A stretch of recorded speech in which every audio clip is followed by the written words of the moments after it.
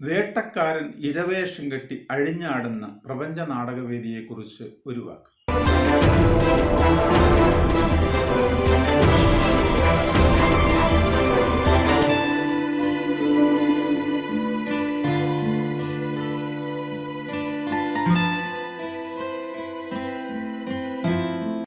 ലോകരക്ഷകനായ ഈശോ മിശിഹായുടെ നാമത്തിൽ ക്രിസ്ത്യൻ വേ ചാനലിന്റെ എല്ലാ പ്രേക്ഷകരെയും ഞാൻ സ്നേഹപൂർവ്വം സ്വാഗതം ചെയ്യുന്നു. ഈ അടുത്ത കാലത്തായി വിശ്വാസമുള്ള ക്രിസ്ത്യാനികളെ വളരെയധികം വേദനിപ്പിക്കുന്ന തരത്തിലുള്ള ഒരു പ്രവണത നമ്മുടെ സിനിമ മേഖലയിൽ പ്രത്യക്ഷപ്പെട്ടിട്ടുണ്ട്. പഴയ കാലത്ത് മനുഷ്യനെ ആനന്ദിപ്പിക്കാനും ചിന്തിപ്പിക്കാനും പല കലാരൂപങ്ങളും ഉണ്ടായിരുന്നു. നാടകം, ഡാൻസ്, കഥാപ്രസംഗം, സ്റ്റേജ് കളികൾ എന്നിങ്ങനെ.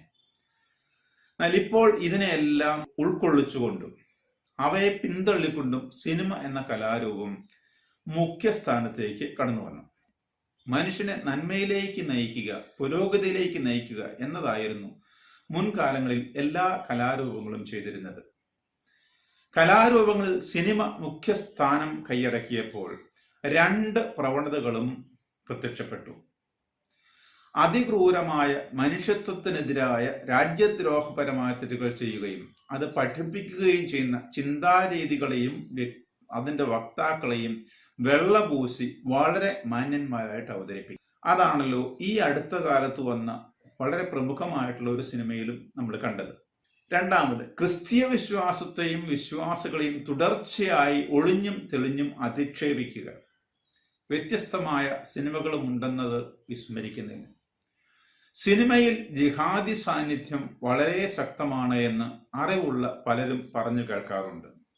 സമൂഹത്തിൽ നന്മ ചെയ്ത് ജീവിക്കുന്ന ക്രിസ്ത്യാനികൾ വഴിപിഴച്ചവരാണെന്ന് അനുദിനം ആവർത്തിച്ച് ബോധപൂർവം പ്രാർത്ഥിക്കുന്ന പലർക്കും, അതുപോലെ 7-ാം നൂറ്റാണ്ടിലെ അപരിഷ്കൃതമായ ഗോത്രഭരണം ഇനിയും വരണം എന്നാഗ്രഹിക്കുന്നവർക്കും ഈ വിധത്തിലൊക്കെ ചെയ്യാൻ കഴിയും.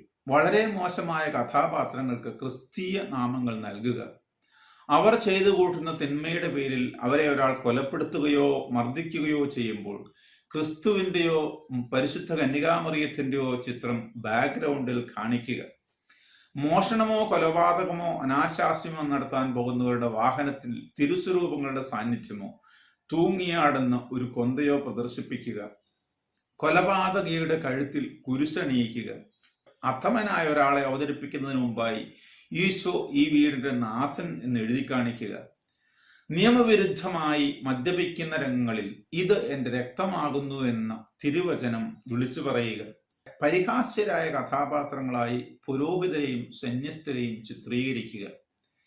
സിനിമയിലെ ചില ഭാഗങ്ങളിൽ അവരെ വെറുതെ എന്നതുപോലെ പരിഹാസ്യരായി അവതരിപ്പിക്കുക.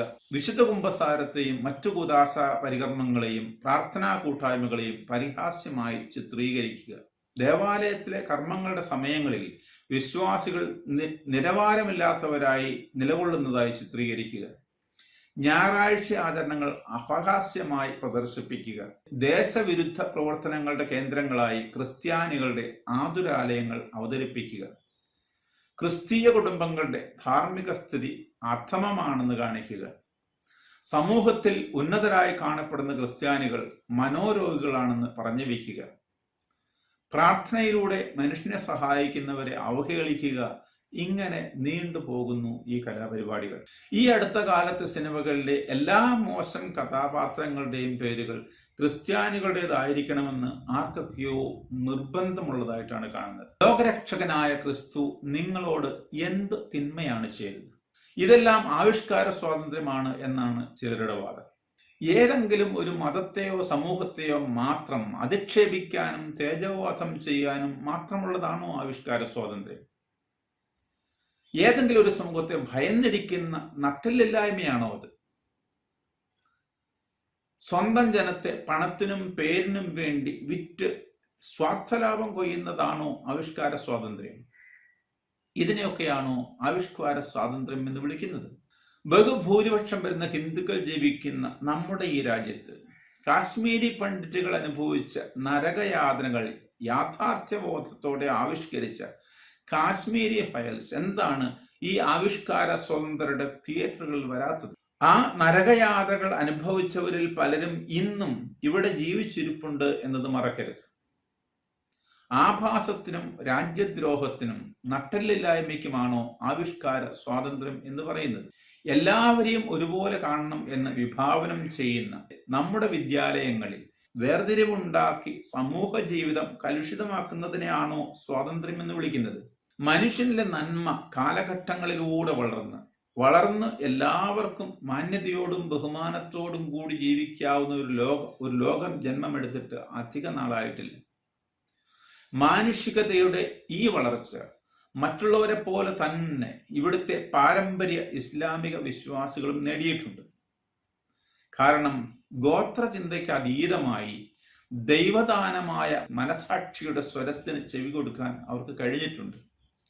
ജീവനുള്ള ദൈവം നൂറ്റാണ്ടുകളിലൂടെ മാനുഷികതയ്ക്ക് നൽകിയ വളർച്ചയുടെ ഫലമാണത്. ആ നന്മയെ തകർക്കാൻ അരയും തലയും മുറുക്കി ഇറങ്ങിയിരിക്കുന്ന ഒരു സംസ്കാരത്തിന് നിന്ന് വയറ്റാൻ സ്ഥലം നൽകുന്ന പാകിസ്ഥാൻ അന്താരാഷ്ട്ര തലത്തിൽ മാർച്ച് 15 ഇസ്ലാം വിദ്വേഷ വിരുദ്ധ ദിനമായി ആചരിക്കാൻ പ്രമേയം അവതരിപ്പിച്ചു എന്ന് കേൾക്കുന്നതും ലോകമെമ്പാടും ഭീകരത കയറ്റി അയക്കുന്ന ചില രാജ്യങ്ങൾ അതിനെ പിന്തുണച്ചു എന്ന് പറയുന്നതും UN-ന്റെ പൊതുസഭ അതിനെ അംഗീകരിച്ചു എന്ന് കേൾക്കുന്നതും എത്രയോ അപഹാസ്യമാണ് ലോകത്ത് നടക്കുന്ന സംഭവങ്ങൾ അറിയാവുന്നവർക്ക്.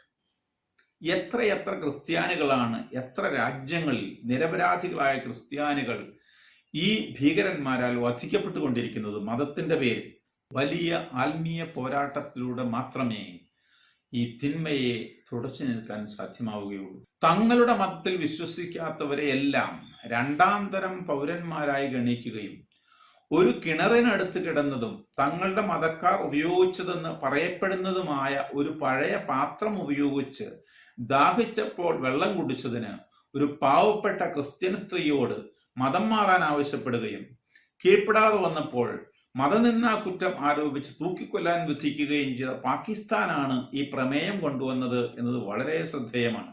ഈ വിഷയത്തെക്കുറിച്ച് നമ്മുടെ പ്രിയപ്പെട്ട MM ജെറാൾഡ് വിശദമായിട്ടൊരു വീഡിയോ ചെയ്തിട്ട് മറ്റു പല വീഡിയോകളും വന്നിട്ടുള്ളതുകൊണ്ട് ആ വിഷയത്തിലേക്ക് ഞാൻ കിടക്കുന്നത്. നമ്മുടെ നാട്ടിലെ പല തിയേറ്ററുകളും ജിഹാദി പീഠങ്ങളായി മാറി എന്നതാണ് യാഥാർത്ഥ്യം. അവിടെ ജിഹാദി സിനിമകളെ അവർ അനുവദിക്കുന്ന സിനിമകളെ വരൂ. ക്രിസ്തു വിശ്വാസികളോട് എനിക്ക് 3 ചോദ്യങ്ങളാണുള്ളത്. നിങ്ങളുടെ സ്വന്തം അപ്പനെയോ അമ്മയെയോ വഞ്ചനാപരമായി അവഹേളിച്ചുകൊണ്ട് നടത്തുന്ന നിങ്ങളുടെ ശത്രുവിന്റെ ഒരു കലാവിരുന്നിന് നിങ്ങൾ സന്തോഷത്തോടെ പോയി അവരോടൊപ്പം പങ്കെടുത്ത് സന്തോഷിക്കുമോ? അപ്പോൾ നിങ്ങൾ ആവിഷ്കാര സ്വാതന്ത്ര്യത്തെക്കുറിച്ച് അഹങ്കരിക്കുമോ? സഭയും കൂദാശകളും അവഹേളിക്കപ്പെടുമ്പോൾ ആരാണ് അവഹേളിക്കപ്പെടുന്നത്? സഭ ക്രിസ്തുവിന്റെ ശരീരമല്ലേ? രണ്ടാമത്തെ ചോദ്യം, എന്താണെന്ന് അറിയാനാണ് ഞാൻ പോയത് എന്ന് പറയുന്നവരുണ്ട്. എന്താണ് എന്ന് കണ്ടതിന് ശേഷം നിങ്ങൾ എന്ത് ചെയ്യുകയാണ്? ക്രിസ്തു നിങ്ങൾക്കാരാണ്? ക്രിസ്തു നിങ്ങൾക്കാരുമല്ല എന്ന് ജിഹാദികൾക്ക് വളരെ നന്നായി അറിയാം. മൂന്നാമത്തെ ചോദ്യം, നിങ്ങളുടെ ഏറ്റവും അടുത്ത, നിങ്ങൾക്ക് ഏറ്റവും വേണ്ടപ്പെട്ട ഒരാൾ അകാരണമായി അവഹേളിക്കപ്പെടുമ്പോൾ നിങ്ങൾക്ക് എന്ത് വികാരമാണ് ഉണ്ടാവുക? അത് ആവിഷ്കാര സ്വാതന്ത്ര്യമായി നിങ്ങൾ അവഗണിക്കുമോ? ക്രിസ്തീയ സമൂഹത്തെ ആക്ഷേപിക്കുകയും അവരെ അധമരായി ചിത്രീകരിക്കുകയും ചെയ്യുമ്പോൾ നിർവികാരരായിരിക്കുന്നവർ ക്രിസ്തുവിന്റെ ഭൗതിക ശരീരത്തിലെ അംഗങ്ങളാണ് എന്ന് പറയാൻ സാധ്യമല്ലല്ലോ. കാരണം ശരീരത്തിന്റെ ഒരവയവം അവഹേളിക്കപ്പെടുമ്പോൾ ആ ശരീരം തന്നെയാണ് അവഹേളിക്കപ്പെടുന്നത്. നിങ്ങൾ തന്നെയാണ് അവഹേളിക്കപ്പെടുന്നത്. അത് മനസ്സിലാക്കാനുള്ള വിവേകം പോലും ഇല്ലാതെയായി. ഇനിയെങ്കിലും കണ്ണു തുറന്നാൽ നമ്മുടെ നാടിന്റെ ഉന്നതമായ സംസ്കാരത്തെയും മതേതരത്വത്തെയും സംരക്ഷിക്കാൻ നമുക്ക് കഴിഞ്ഞേക്കാം. സത്യത്തിനും ധർമ്മത്തിനും നീതിക്കും സംസ്കാരത്തിനും വേണ്ടി നിലകൊള്ളാൻ ലോകരക്ഷകനായ കർത്താവ് നമ്മളെ എല്ലാവരെയും ശക്തിപ്പെടുത്തട്ടെ. Thank you.